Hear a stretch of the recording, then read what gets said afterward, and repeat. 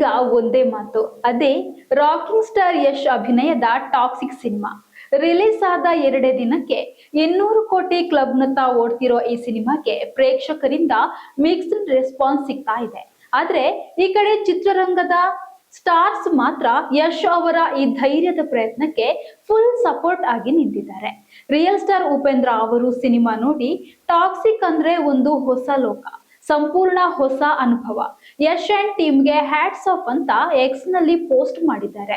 ಇನ್ನೊಂದೆಡೆ ನಿರ್ದೇಶಕ ಮನ್ಸೋರೆ ಫೇಸ್ಬುಕ್ ನಲ್ಲಿ ಸುದೀರ್ಘವಾಗಿ ಬರೆದುಕೊಂಡಿದ್ದು, KGF 2 ಹಿಟ್ ಆದ್ಮೇಲೆ ಯಶ್ ಈಸಿಯಾಗಿ ಸೇಫ್ ಗೇಮ್ ಆಡಬಹುದಿತ್ತು, ಆದ್ರೆ ತಮ್ಮದೇ ದುಡ್ಡನ್ನ ಇನ್ವೆಸ್ಟ್ ಮಾಡಿ ಈ ತರ ಹೊಸ ಪ್ರಯೋಗ ಮಾಡಿದ್ದಾರೆ.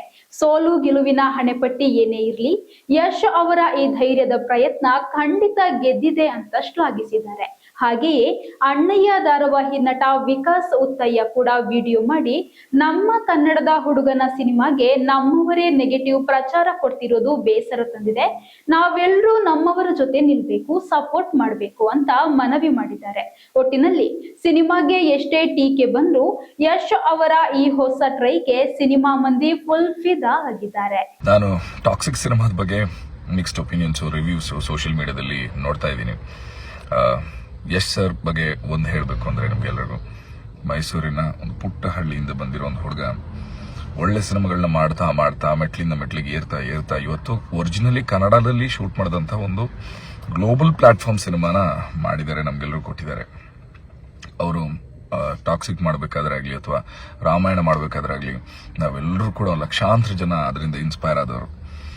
ಒಂದು ಚಿಕ್ಕ ಹಳ್ಳಿಯಿಂದ ಒಂದು ಗ್ಲೋಬಲ್ ಲೆವೆಲ್ಗೆ ಒಬ್ರು ರೀಚ್ ಆಗ್ಬೋದು ಅನ್ನೋದನ್ನ ತೋರಿಸ್ಕೊಟ್ಟವ್ರು.